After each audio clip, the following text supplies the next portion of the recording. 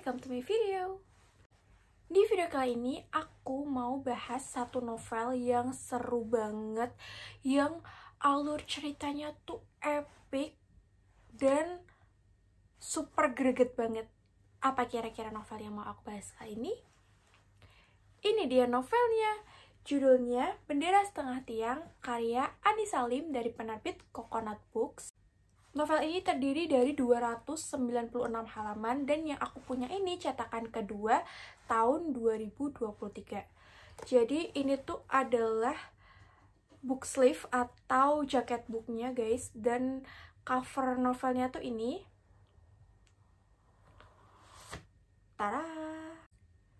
Novel ini mengisahkan tentang para aktivis mahasiswa dari Universitas Veteran 10 November yang tergabung dalam sebuah organisasi intrakampus yang bernama Gemaran atau kepanjangan dari Gerakan Mahasiswa Veteran.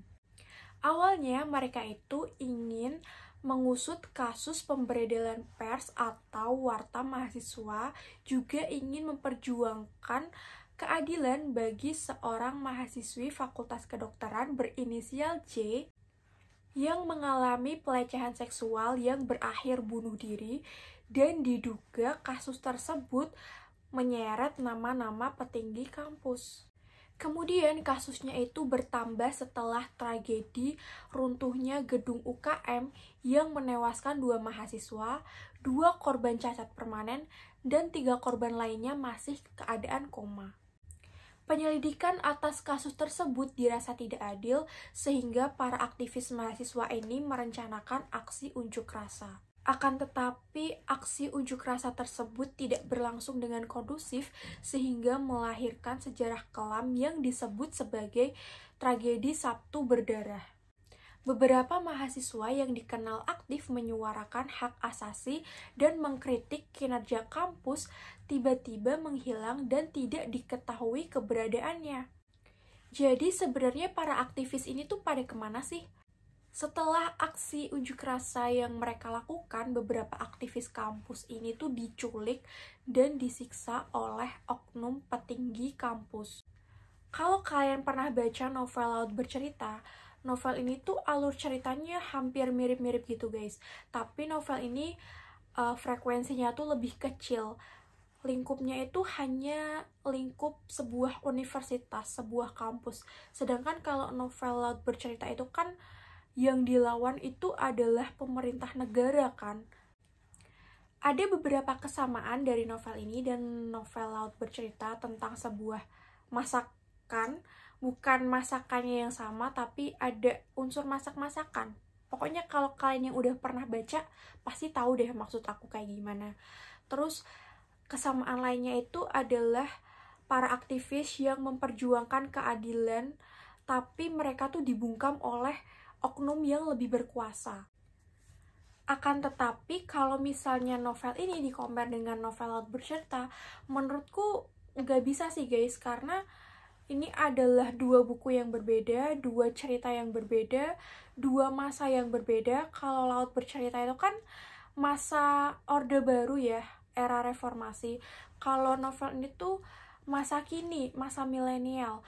Terus bahasa yang digunakan tuh juga berbeda. Kalau novel Laut Bercerita itu kan lebih baku ya bahasa yang dipakai. Kalau ini tuh semi formal atau lebih milenial lah ya, lebih ke bahasa kita sehari-hari gitu.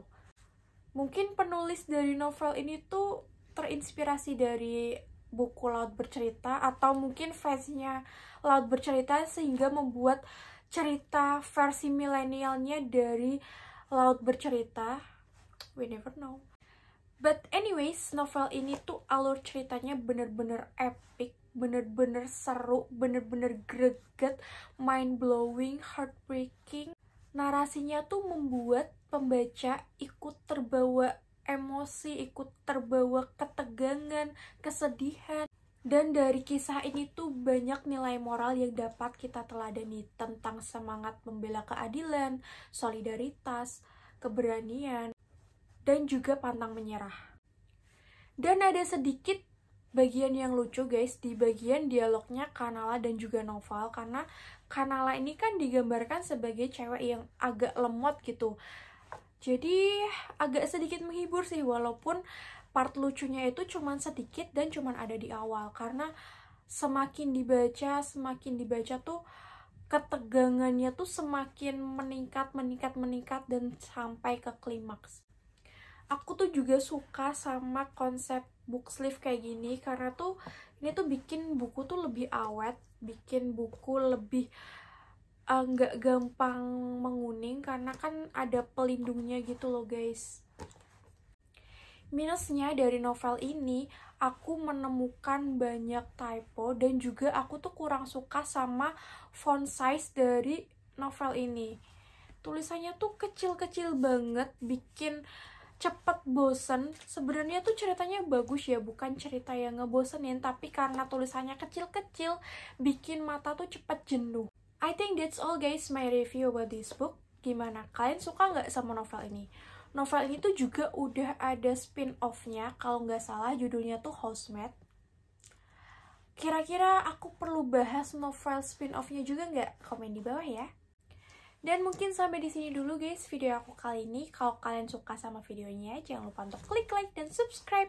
Share juga ke teman-teman kalian. And see you to the next video. Bye-bye.